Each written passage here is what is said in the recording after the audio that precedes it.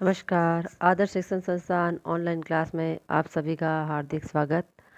आज हम कक्षा 8 में विषय हिंदी पाठ संख्या 7 क्या निराश हुआ जाए पाठ का अगला गद्यांश पढ़ेंगे। जैसा कि हमने पिछले गद्यांश में पढ़ा था, लेखक कहते हैं कि भाई इस दुनिया से ईमानदारी, सच्चाई, आध्यात्मिक इस तरह के मूल्य हैं और गुण हैं, वो अभी पूर्ण रूप से नष्ट नहीं हुए हैं। हाँ, वे कुछ समय के लिए अदृश्य हो गए थे। कहने का मतलब है कुछ ही लोगों में इस प्रकार के गुणों को देखा गया था, किंतु आज भी ये गुण लोगों में पर्याप्त मात्रा में विद्यमान है। तभी तो देश में महिलाओं का सम्मान होता है, चोरी को गलत समझा जाता है, दूसरों को पीड़ा पहुंचाना पाप समझा जाता है और हम अच्छे काम करने में ज़्यादा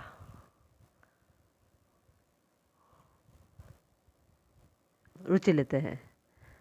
आगे लेकर कहते हैं, समाचार पत्र में जो भ्रष्टाचार के प्रति इतना आक्रोश है, वह यह साबित करता है कि हम ऐसी चीज़ों को गलत समझते हैं और समाज में उन तत्वों की प्रतिष्ठा कम करना चाहते हैं जो गलत तरीके से धन या मान संग्रह करते हैं। लेखक बताते हैं कि भाई आज जो भी हम समाचार पत्रों में और टीवियों में जो भी भ्रष्टाचार की घटनाएं देखते हैं और पढ़ते हैं, वे सभी इसलिए छापी जाती है और दिखाई जाती हैं ताकि समाज में ऐसे अवगुणों को बिल्कुल ही ख़त्म कर दिया जाना चाहिए और जो अच्छे तरीके से धन कमाने का उपाय है उसे हमें महत्व देना चाहिए। तो इस प्रकार ये बातें साबित करने के लिए समाचार पत्रों में भ्रष्टाचार और इनके प्रति जो आक्रोश की खबरें हैं वो प्रदर्शित की जाती है।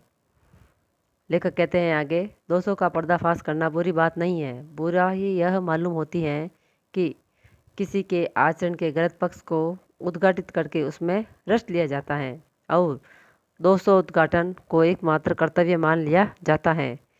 बुराई में रस लेना बुरी बात है, अच्छाई में उतना ही रस लेकर उजागर न करना और भी बुरी बात है।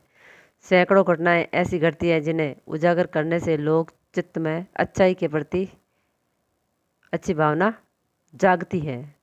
अब लेखक क्या कहते हैं कि हम किसी भी व्यक्ति की जो दुर्गुण होता है, यानी उसकी जो बुराई होती है, उसको हम बड़ा चढ़ा करके लोगों के सामने प्रस्तुत करते हैं और विज्ञापन वाले अखबारों में,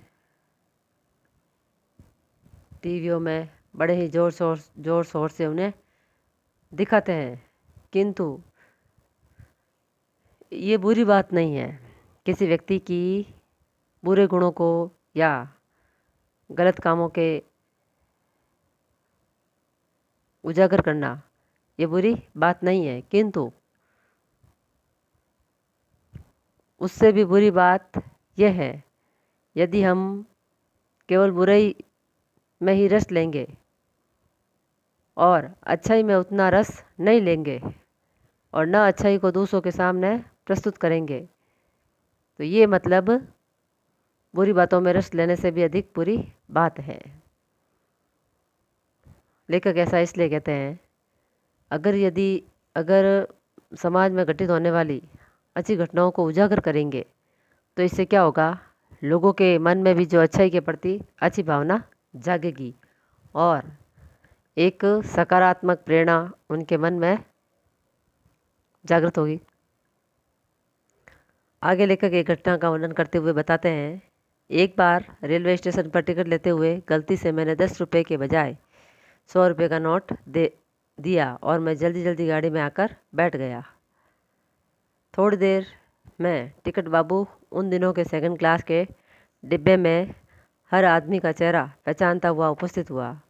उसने मुझे पहचान लिया और बड़ी विनम्रता के साथ मेरे हाथ में 90 रुपये रख दिए और बोला, यह बहुत गलती हो गई थी, आपने भी नहीं देखा, मैंने भी नहीं देखा। उसके चेहरे पर विचित्र संतोष की गरिमा थी। मैं चकित रह गया। लेखक अपने जीवन में घटी एक घटना बताते हुए कहते हैं कि मैं रेलवे स्टेशन पर गलती से टिकट बाबू को 10 के बजाय 100 रुपये का नोट देकर जल्दी से गाड़ी में आकर बैठ गया था। कुछ देर बाद में टिकट बाबू रेल के सभी डिब्बों को संभालते हुए जिस डिब्बे में मैं बैठा था वहाँ पर आकर मेरा चेहरा पहचान कर मेरे सामने आकर खड़े हो जाते हैं और बड़ी विनम्रता के साथ में मेरे हाथ में 90 रुपये रख देते हैं और कहते हैं कि यह बहुत ही बड़ी गलती हो गई थी। मैंने भी ध्यान नहीं दिया और आपने भी ध्यान नहीं दिया। और लेखक को टिकट बाबू का चेहरा देख करके ऐसा लगता है जैसे टिकट बाबू ने 90 रुपये वापस लौटा करके बहुत ही संतोष का भाव अनुभव किया हो। इस प्रकार लेखक आश्चर्यचकित हो जाता है कि धोखाधड़ी की इतनी घटनाएं मतलब मेरे साथ में घटी थी, किंतु यह एक ऐसी घटना है जो उन सभी घटनाओं के आगे बिल्कुल ही भूलने लायक थी, अर्थात बिल्कुल ही नगण्य थी। तो लेखक अपने मन को एक बार पुनः समझाते हुए यह मानता है कि वास्तव में अभी भी लोगों में ईमानदारी के गुण छिपे हुए हैं और निराश होने की भावना मन में लाना व्यर्थ है। लेखक कहते हैं, कैसे कहूँ कि दुनिया से सच्चाई और ईमानदारी लुप्त हो गई है। वैसी अनेक अवांछित घटनाएं भी हुई है, परंतु यह एक घटना ठगी और वंचना की अनेक घटनाओं से अधिक शक्तिशाली है। लेखक कहते हैं कि वह दुनिया से सच्चाई और ईमानदारी खो गई है। ये बात मैं अपने मुंह से कैसे कहूँ, क्योंकि ये जो टिकट बाबू वाली घटना है ये एक ऐसी घटना है जो आज तक मेरे जीवन में घटित होने वाली अवांछित घटनाओं से बहुत ही अधिक शक्तिशाली है।